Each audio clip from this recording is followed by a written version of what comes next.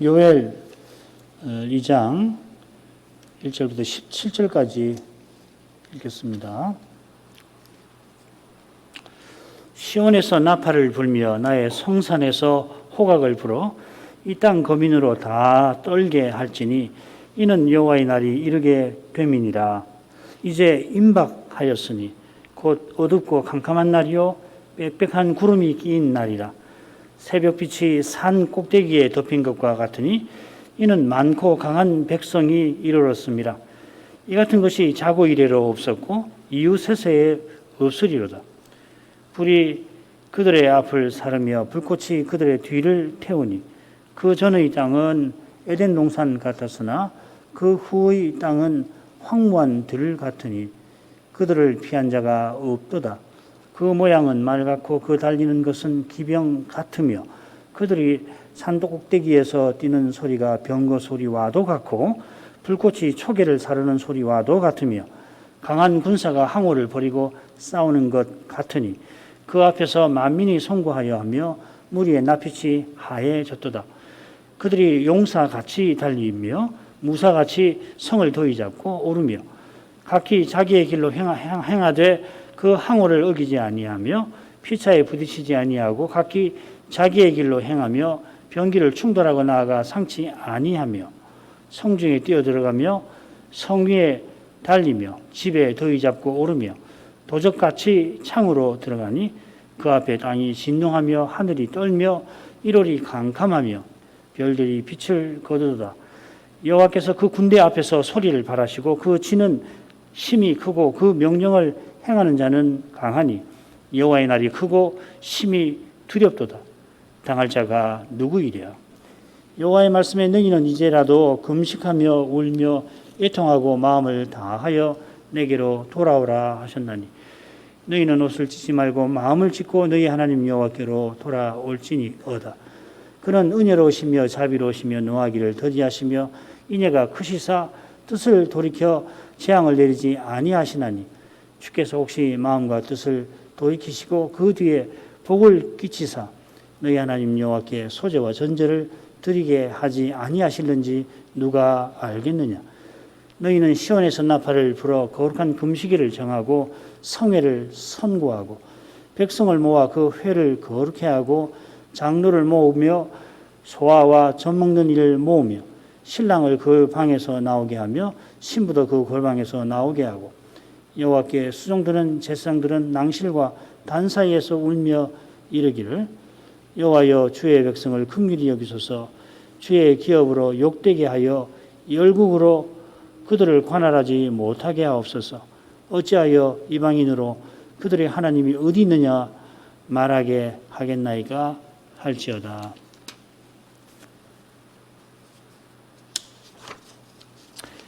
이 요엘 선지자가 1장에서 최근에 일어난 메뚜기 재앙이 여호와의 날이 가까이 온 것을 가리킨다 했는데 이제 요엘 2장에서는 여호와의 날에 있을 그 재앙을 교훈합니다. 줄거리는 메뚜기 재앙 때와 같습니다. 먼저 군대 재앙을 1절부터 11절에 알리고 이어서 금식하며 애통하라 슬피 부르짖어라 하는 내용이 12절부터 17절까지 나옵니다. 여기 이 금식과 애통은 군대 재앙이 일어날 그때 하라는 것이 아니라 지금 선지자가 경고하는 지금 하라 하는 것입니다. 그때 일어나면 뭐 이런 기회도 없을 겁니다. 애통하며 금식하며 애통하라 하고서 끝에 여호와께서 자기 백성을 긍휼히 여기시기를 구하라 했는데 거기 보면 열국과 이방인이 언급됩니다. 열국이 주의 기업을 관할하지 않게 하시고 이방인이 조롱하지 않게 하시기를 구하라 했죠. 자, 이것이 이 군대 재앙이 어떤 것인지를 짐작하는 데 대단히 중요한 내용이 됩니다. 그처럼 군대 재앙 한가운데에도 비슷한 내용이 나옵니다. 여기 6절 보면 만민이 송구하여 하며 이 만민이 나옵니다. 이 모든 민족이라는 말인데 열국이라는 말과 같은 겁니다.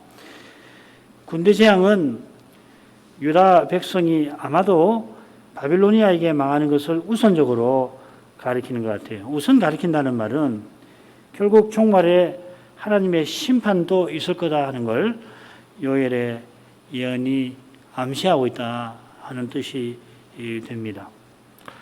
자, 재앙의 줄거리를 한번 보십시다. 메뚜기 재앙처럼 얼른 이질적으로 보이는 내용이 재앙 한가운데 나오는데요. 먼저 1, 2절은 여호와의 두려운 날이 임하였다.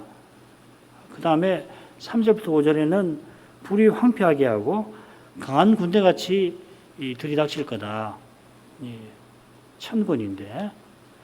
그리고 6절에는 만민이 송구해야 하고 모든 낯빛이 하얘진다 하는 거고, 다시 7절부터 9절까지는 이 천군이 용사같이 싸우며 성과 집에 들이닥칠 거다. 거침없이 들이닥친다는 내용이고, 다시 10절부터 11절에는 여호와의 날이 심히 크고 심히 두렵다 하는 내용입니다.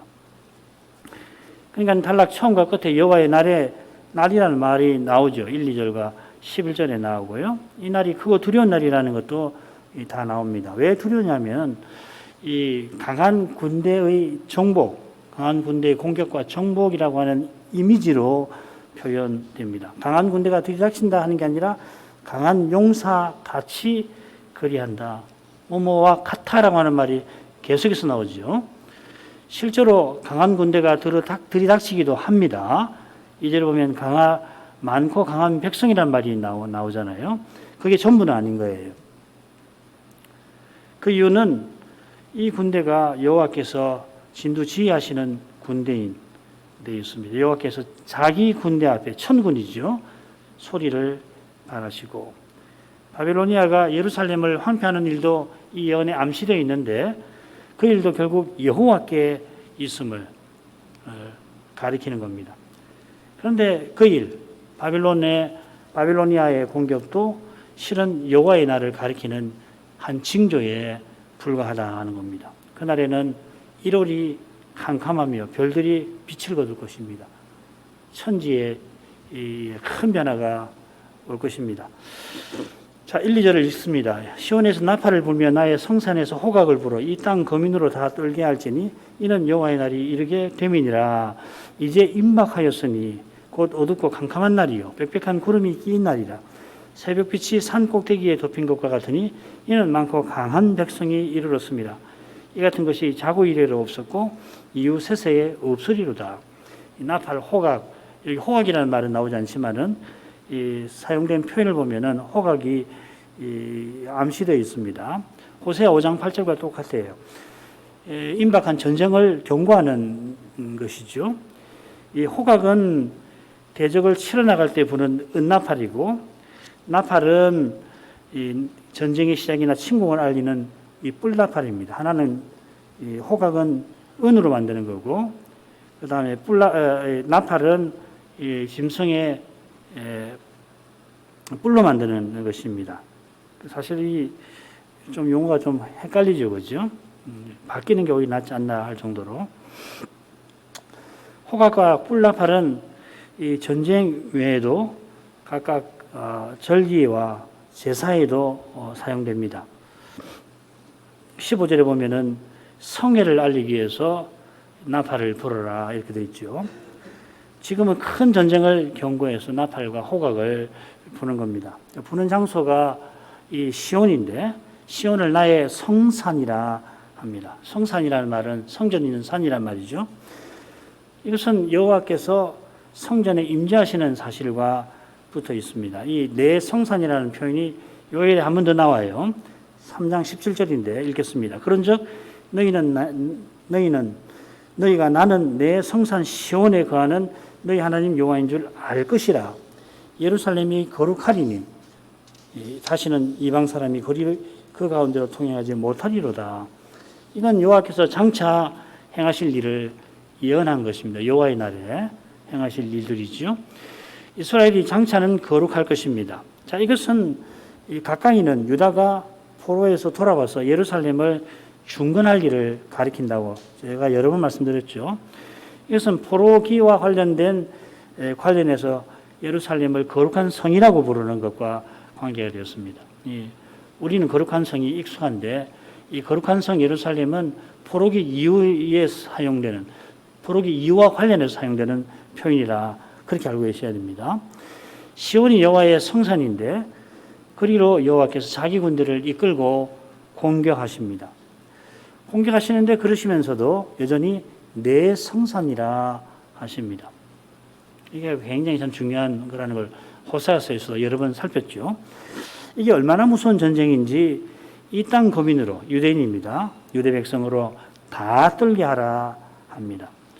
이 떤다는 동사가 짝을 이루는 10절에 나오는데 거기는 땅이 진동하며 땅이 진동하고 하늘이 떨 정도니까 인생은 말할 것이 없겠죠. 경천동지할 일이 여호와의 날에 일어날 겁니다. 여호와의 날에 그 이유가 있죠. 여호와의 날이 이르렀습니다. 요엘 1장에서 메뚜기 재앙을 전하던 선자가 여호와의 날이 가까이 왔다 했죠. 1장 15절에서 이제 그날이 이르렀다 합니다. 자, 그런데 이르렀다 하고서 1절을 보면 끝에 이제 임박하였으니 하고 또 덧붙여요. 이제 임박했다는 말은 가까이 왔다는 바로 그 말입니다. 이 가깝다는 말. 얼른 읽으면 이게 모순처럼 보일 겁니다. 1장에서는 메뚜기 재앙 때 올 거라고 가깝다 했고 가까이 왔다 이제는 왔다 하고서 다시금 가깝다 이렇게 뭔가 이 선자 이상을 생각해야 됩니다. 선자 이상 중에서는 여호와의 날이 이미 왔습니다. 그러나 이 선자의 현실에서는 아직은 아닙니다. 선자가 이상 중에 여호와의 날이 들이닥친 것을 생생하게 봅니다마는 그가 이상 중에 본 그 날이 현실에서는 아직은 다다르지 않았습니다. 이게 좀 모호하게 들리실 텐데 조금만 있으면 좀 더 이해가 되실 겁니다. 여호와의 날은 어둡고 캄캄한 날이고 빽빽한 구름이 끼인 날입니다. 어둡고 캄캄한 날, 이 스바냐 1장 15절에 보면 이 표현과 아울러서 빽빽한 구름이 끼인 날, 아울러서 뭐라고 되어 있냐면 분노의 날, 환난과 고통의 날, 황무와 폐괴의 날 이렇게 되어 있습니다. 이 누구의 진노인가? 빽빽한 구름이라고 하는 표현에서 드러나죠.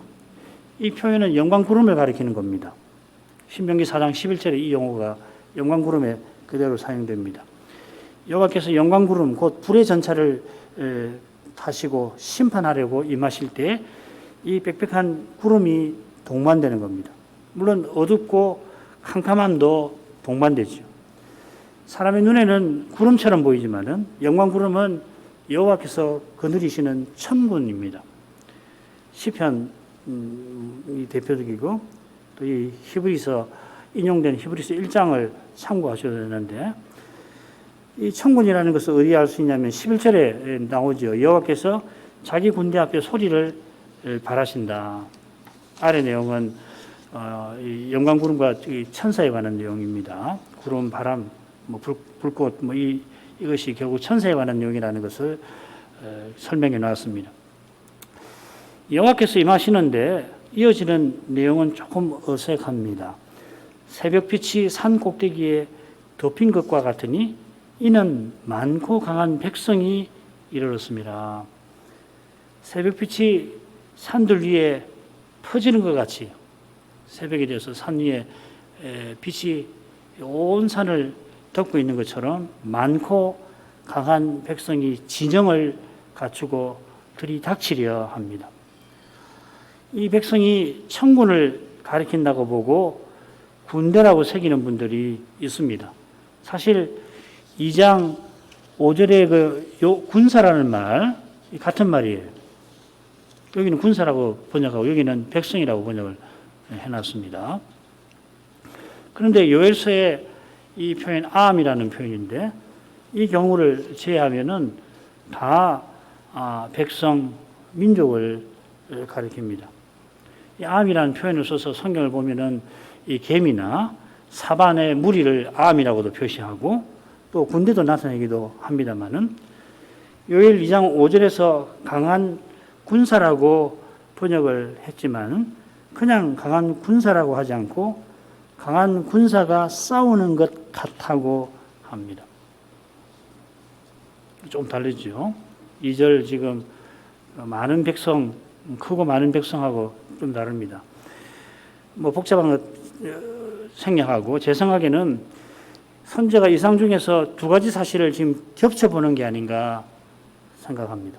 하나는 말 그대로 강한 인간 군대가 바벨로니아가 유다를 공격하는 것이고, 다른 하나는 하나님께서 천군을 이끌고 심판하시는 겁니다. 사실 바벨로니아의 침공도 여호와의 심판이죠.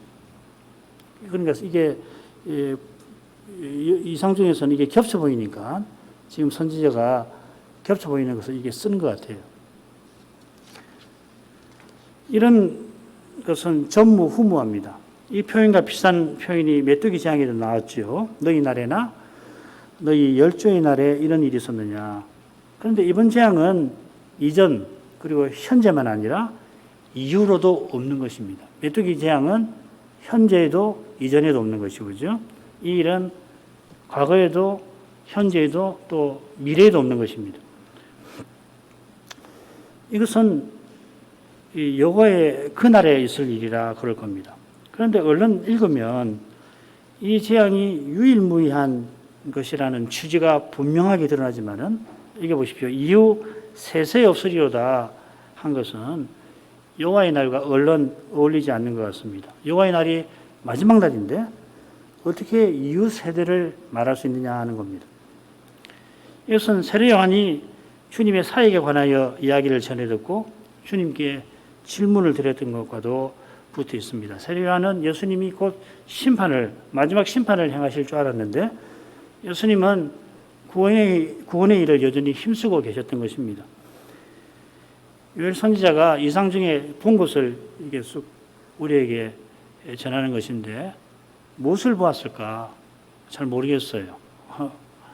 그러나 분명한 것은 이 재앙은 경천 동지할 일이고 전무후무한 일인데 이게 한 번에 다 일어나는 것이 아니고 구약시대 같으면 바벨론의 침공도 가리키고 또 장차 마지막 심판도 있고 예수님 메시아 오시는 것도 있고 뭐 여러 가지가 있는 일이 있겠죠. 그죠? 요엘 2장 3절에서 5절까지 읽겠습니다. 불이 그들의 앞을 사르며 불꽃이 그들의 뒤를 태우니 그 전의 땅은 에덴 동산 같았으나 그 후의 땅은 황무한 들 같으니 그 들을 피한 자가 없도다. 그 모양은 말 같고 그 달리는 것은 기병 같으며 그들의 산꼭대기에서 뛰는 소리가 병거 소리와도 같고 불꽃이 초계를 사르는 소리와도 같으며 강한 군사가 항호를 벌이고 싸우는 것 같으니 선자가 자고를 말했는데 자고 옛적에 있던 에덴 동산을 여기 언급을 하고 있습니다. 이 재앙이 전무후무한 것임을 보여주려고 하는 겁니다. 그만큼 이 재앙은 혹독하고 참혹하고 비참합니다. 이것은 불꽃의 이미지 또 강한 군대의 이미지를 사용한 데서도 엿볼 수 있습니다. 지금 이미지라고 말씀을 드렸는데 여기 가타라고 하는 표현이 6번 나옵니다. 에덴 동산 같고 말 같고 기병 같고 말 같아도 하고 또 기병 같기도 하고 또 소리와도 같아 하는 게 2번 나오고 싸우는 것 같아 6번 나오죠. 언약의 땅이 에덴 동산 같아 하는 것은 이 땅이 황폐하게 되는 것을 보여주는 비교적 자연스러운 표현입니다만은 다른 가타라고 하는 다른 표현들은 지금 재앙을 일으키는 군대가 인간 군대가 아니라고 하는 것을 보여줍니다. 이 군대는 하늘 군대입니다. 여호와께서 친히 천군을 이끌고 자기 백성을 무섭게 심판하시는 모습입니다. 불이 그들의 앞을 사르며 불꽃이 그들의 뒤를 태운다 한 것은 영광구름의 그 맹렬한 모습을 보여줍니다. 고라 반역 때 영광구름에서 불이 나와서 반역하는 레인 250인을 삼켜버렸습니다. 그처럼 영광구름에서 번개가 내리치고 비가 쏟아지니까 시스라의 그 철병거가 괴멸이 되었습니다. 천군을 당할 군대 나라 없습니다. 여호와께서는 소멸하시는 불이십니다. 얼마나 무서우신지 그 전의 땅은 에덴 동산 같았으나 그 후의 땅은 황무한 들 같습니다. 그들의 앞, 그들의 뒤라고 하는 표현이 이 3절에 나왔는데 3절 상반절에 나왔죠. 똑같은 이 표현을 후반절에서는 그 전, 그 후라고 번역을 했습니다. 가나안이 전에는 에덴 동산이고 후에는 황무한 광야 같습니다. 낙원과 광야가 대조되지만은 실은 더 중요한 것은 하나님께서 함께 하시는 곳과 하나님께서 심판하시는 곳이 대조되고 있다는 겁니다. 생명이신 하나님이 함께 하시면 거기 참 생명이 있고 하나님을 떠난 곳에 죽음이 황무함이 있습니다. 유다가 심판받기 전에 에덴 동산 같아 이게 얼른 말이 안 맞는 것이죠. 그죠? 그러나 에덴 동산 같다고 할 수 있는 것은 심판받은 결과가 얼마나 참혹한지를 보여주려고 하는 것입니다. 그러나 그보다 참혹한 것, 그 참혹함의 근원이 바로 하나님을 떠나는 데 있다 하는 겁니다. 그 둘을 피한 자가 없도다 한 데서도 참혹함이 잘 드러납니다. 원문은 어떻게 됐냐면은 그 피함이 그들에게 없도다 이렇게 새길 수가 있어요. 그들 이렇게 되어 있는데 그들이라고 붙여도 잘 모르겠습니다. 이게 원래 번역하시는 분이 그들을 천군을 피하는 자가 없다고 번역한 걸 그들 이렇게 분리시켜 가지고 인쇄가 잘못된 건 잘 모르겠어요. 아무튼 이 요지는 뭐냐면 아무도 하나님 심판을 피하지 못한다 하는 뜻입니다. 이런 점에서 유다 백성 중에 아시리아와 바벨로니아 침공에서 피한 자가 있다는 사실을 살필 만합니다. 여호와의 날에는 피하는 자가 여호와의 심판을 피하는 자가 없는데 아시리아와 바벨로니아 침공 때는 피한 자가 있다는 겁니다. 이 용어가를 조사해 보면은 그 남은 자가 있다고 합니다. 피하는 자들이 곧 남아 있는 자들, 남은 자들이죠. 아시리아나 바벨로니아 침공이 여호와의 날을 가리키지만은 여호와의 날은 여호와께서 친히 심판하시는 날입니다. 그 날에는 아무도 하나님 심판을 피하지 못합니다. 예수 믿는 이만 심판을 받지 아니합니다. 심판 전에만 회개할 기회가 있고 심판하시는 거기서는 전혀 기회가 없습니다. 아무도 피하지를 못합니다. 지금 회개해야 합니다. 이 사실은 천군들이 강한 용사와 같이 적군을 다 물리치는 모습에서도 드러납니다. 그 모양이 말 같다고도 하고 또 달리는 모양은 기병 같다고 한 것은 물론 뭐 천군이 말 타는 건 아니고 그 기세가 당시 기마부대처럼 막강한 것을 표시합니다. 반지의 제왕, 우리 청년들, 청소년들은 아마 반지의 제왕을 봤을 텐데 기마부대가 언덕위에서 쏟아져 내려오고 마침 아침 해가 탁 뒤에 떠오르면서 그 햇살을 받으면서 그 비탈길을 기마부대가 내달릴 때 뭐 적군들이 꼼짝을 못 하잖아요. 완전히 괴멸되어 버리잖아요. 그 이미지를 생각해 보시면 도움이 되는지도 모르겠습니다. 그처럼 그들이 산 꼭대기에서 뛰는 소리가 병거 소리와도 같아 였습니다.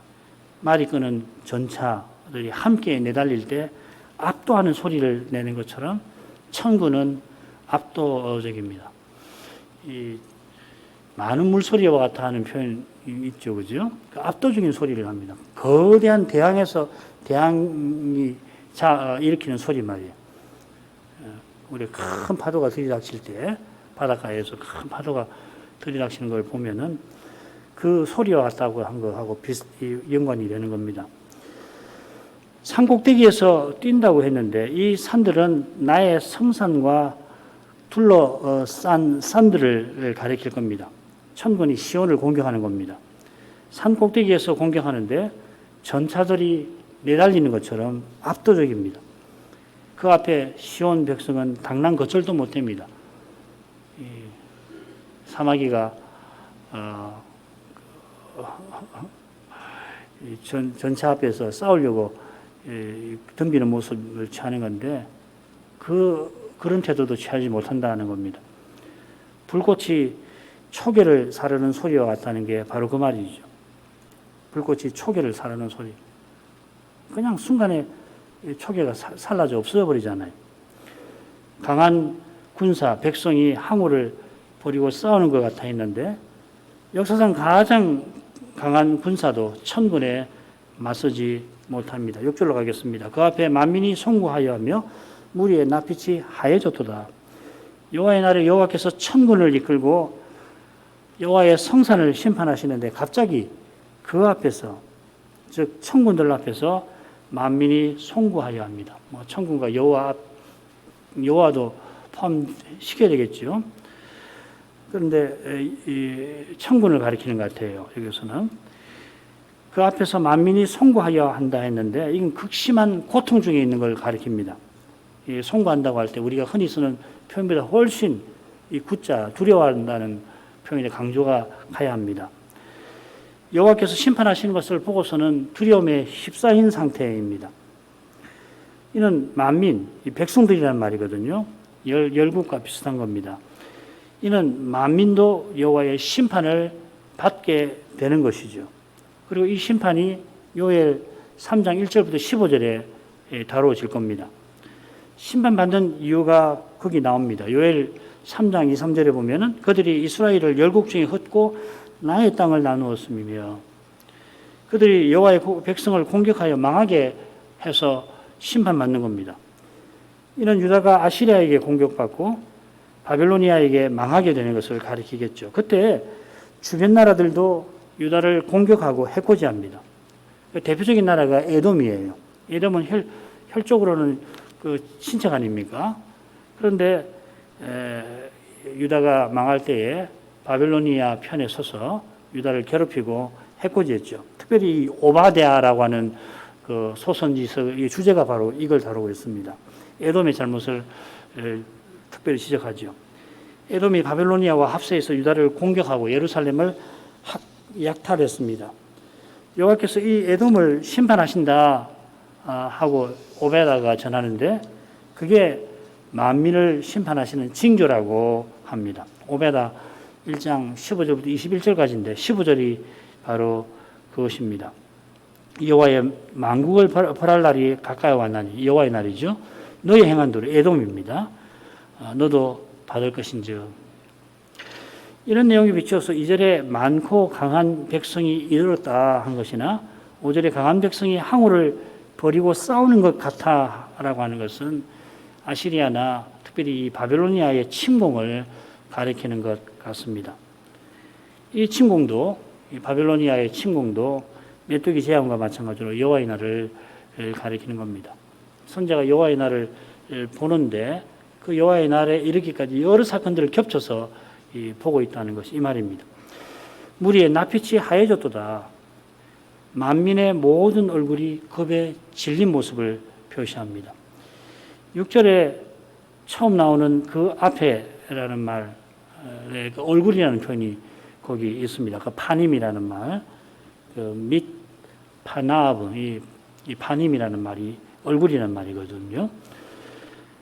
그들의 얼굴이라는 말이죠. 만민이 천군의 불꽃 같은 모습을 보고는 그 얼굴이 겁에 질렸다. 어떤 신학자는 흥미롭게 그 불꽃을 봤기 때문에 얼굴이 타서 검게 되었다. 뭐 이렇게 해석하는 분도 있고 영어 번역에 보면은 얼굴이 검게 되었다. 이렇게 번역하는 번역들도 있습니다.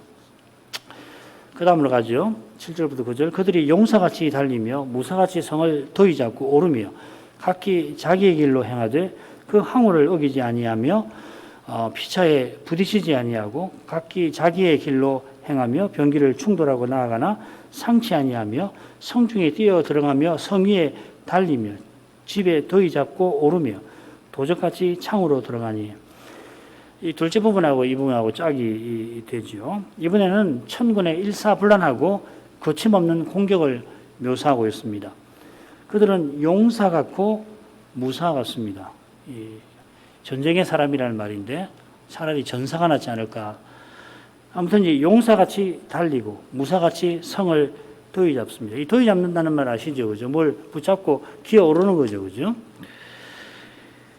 달리는 것은 각기 용사같이 달린다고 그랬는데 이 달리는 것은 어떻게 묘사가 되냐면 각각 자기 길을 행하는데 항우를 그 대열을 어기지 않고 일제히 앞으로 나아가는데 서로 부딪히지도 않고 행하는 모습입니다. 그래서 그냥 가는 게 아니라 병기를 휘둘면서 군인들이 열을 지어서 진격하는데 휘두르지만 서로 상하지도 아니하는 겁니다. 그처럼 앞에 성이 있든지 집이 있든지 그들에게는 아무 장애가 되지 않습니다. 성을 두이 잡고 오르는 거, 우리 사극에서 보지만은 옛날에 성을 공격하는 게 얼마나 힘듭니까? 성을 타고 오르는 게. 근데 천군에게는 아무 문제 안 되죠. 아무리 높고 견고한 성도 문제없이 올라갈 겁니다. 사실 천군은 성을 굳이 올라가지 않고 그냥 통과하겠죠. 당시 이 전쟁 양상을 빌어서 이 천군이 얼마나 거침없이 공격하는지를 묘사하는 겁니다. 도둑같이 창으로 들어간다 하는 것은 이 언제 들어왔는지 모르게 들어가는 것이겠습니다. 마지막 부분 읽겠습니다. 그 앞에서 땅이 진동하며 하늘이 떨며 일월이 캄캄하며 별들이 빛을 거두도다. 여호와께서 그 군대 앞에서 소리를 발하시고 그 진은 심히 크고 그 명령을 행하는 자는 강하니 여호와의 날이 크고 심히 두렵도다. 당할 자가 누구이랴.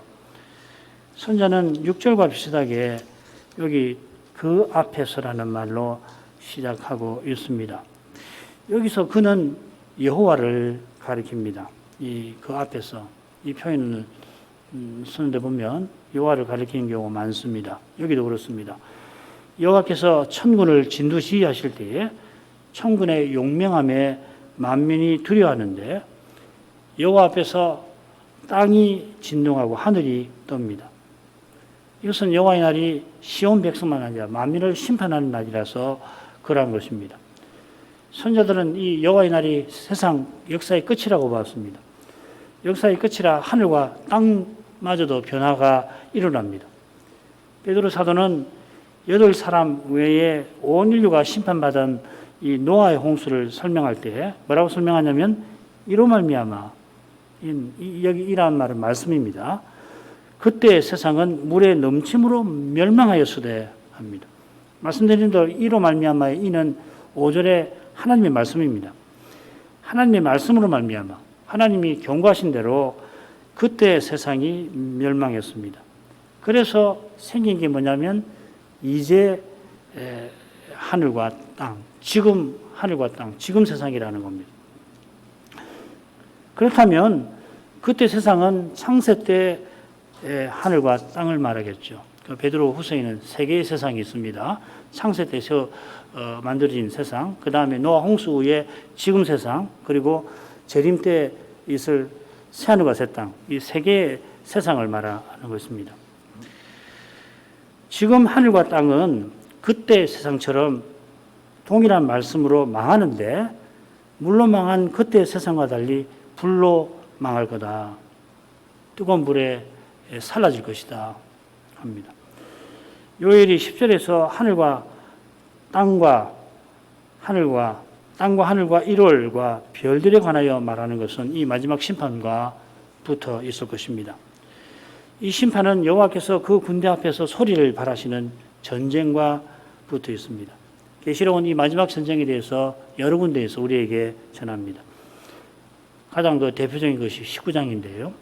그리스도께서 백마를 타시고 하늘에 있는 군대를 데리고 만국을 치시고 다스리시며 여호와의 전능자의 진노의 포도주 틀을 밟으신다 하였습니다.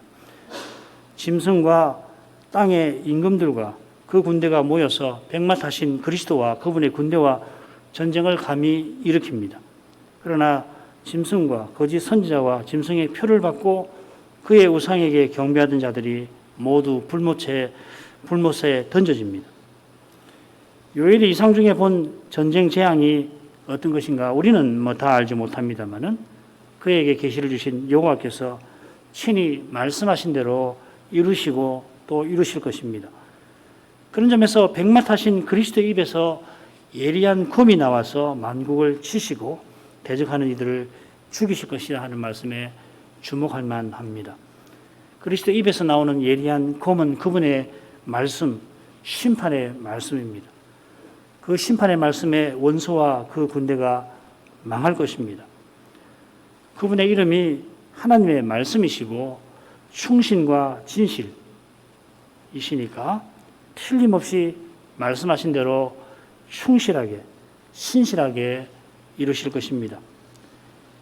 이는 말씀이 육신이 되어서 우리 가운데 성막이 되시고 그 성막에서 인애와 진실의 성실의 영광이 비친 데서 이미 입증이 되었습니다.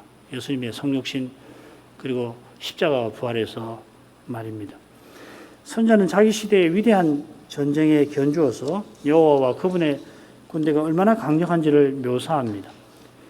여호와께서 자기 군대 앞에서 소리를 발하시는데 그 명령을 행하는 군대가 강하고 또 힘이 많습니다. 여호와께서 심판의 명령을 내리시고 힘이 많고 강한 천군이 그 명령을 받듭니다.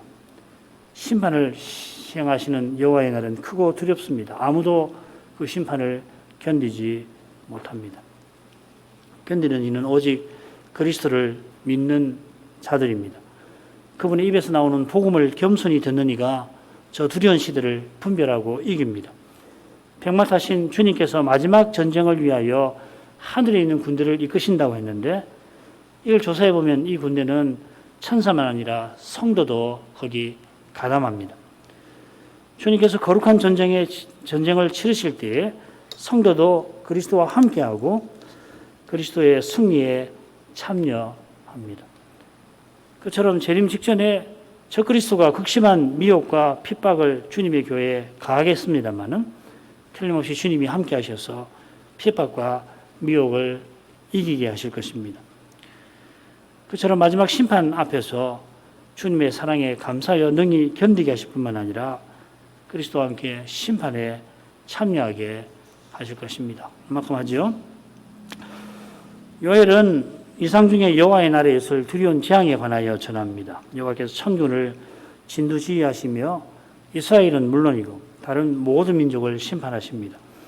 최근 들이닥친 메뚜기 재앙은 결국 이 두려운 재앙을 가리켜 보입니다. 그처럼 곧 유다가 바빌로니아에 망할 일도 그 재앙을 가리킵니다. 여호와께서 명령을 내리시니 강한 천군이 그 명령을 받듭니다. 여호와의 심판을 견딜 자 아무도 없습니다. 계시록은 이 마지막 심판에 관해서 우리에게 교훈합니다. 여호와의 종으로 세상에 오신 그리스도가 백마를 타시고서 하늘에 있는 군대를 데리시고는 친히 마귀와 그 세력들, 주님을 대적하는 원수들을 물리치실 겁니다.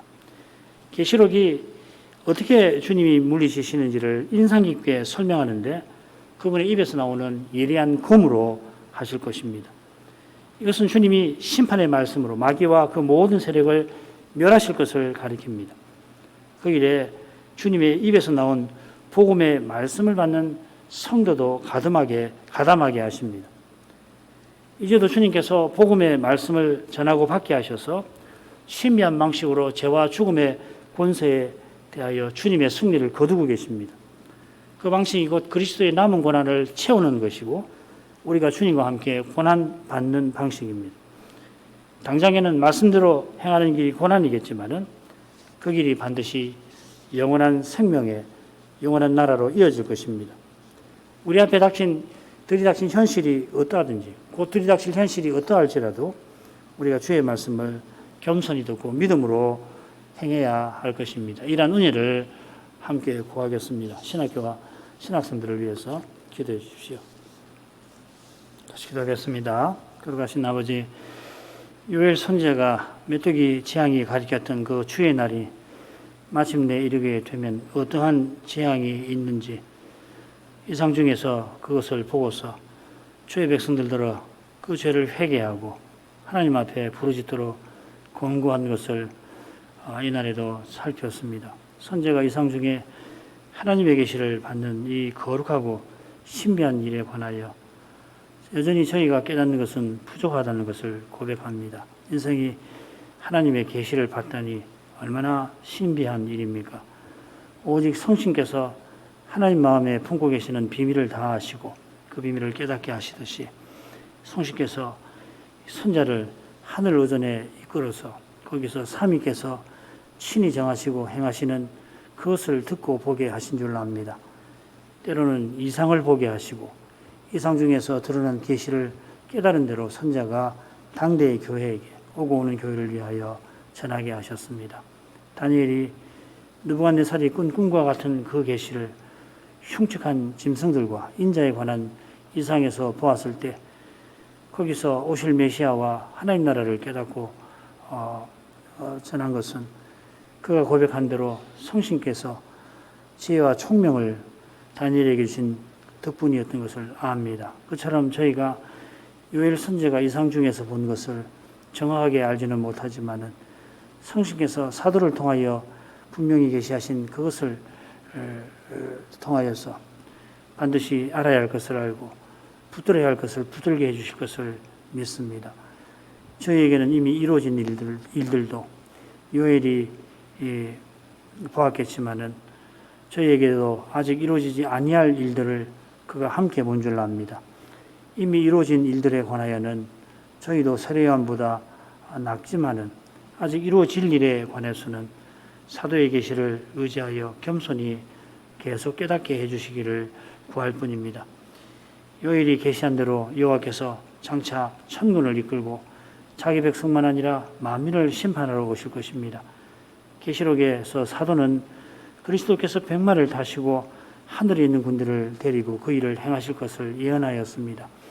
그 예언에서 여전히 저희가 다 알지 못하는 일들이 있지만은 분명한 것은 주님께서 친히 말씀하신 대로 장차 모든 천사를 데리고 오시며 그때 먼저 하늘에 나간 성도들을 함께 데리고 오실 것입니다. 그처럼 먼저 만민이 구원과 멸망을 위하여 각각 부활에 이르게 하실 터이니 주를 믿는 우리는 생명의 부활로, 주를 거역하는 이들은 사망의 부활로 일어나게 하실 것입니다.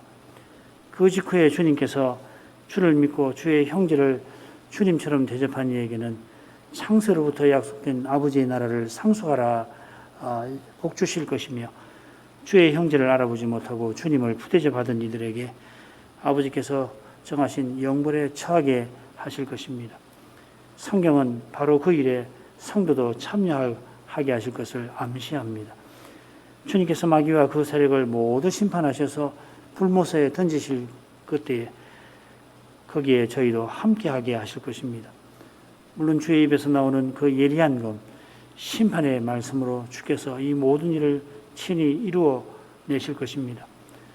그 입에서 나오는 말씀이 주를 믿는 우리에게는 우리의 죄를 드러내어 회개하게 하십니다.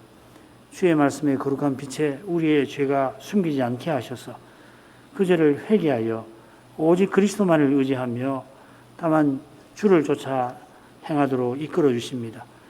날마다 저희가 주의 말씀의 빛에 회개하며 돌이켜서 우리에게 치라하신 그 십자가를 지고 주님을 쫓아가게 하옵소서.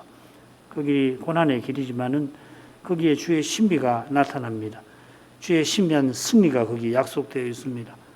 이런 신비를 맛보는 이가 지금 여기서 늘 구한 대로 장차 다 이루어진 것을 보도록 하실 것입니다. 주의 뜻대로 이루어지기를 구한 대로 성신 안에서 의와 평강과 기쁨이 가득한 나라를 보게 하실 것입니다. 이 나라가 오기 위하여서 지금 하늘과 땅은 주의 말씀으로 불로 사르기 위하여 간수하신 바 되었다 하셨습니다. 이 세상은 없어지고 사라질 것입니다. 사라지지 않을 나라를 지금 여기서 꼭 구하며 살게 하옵소서.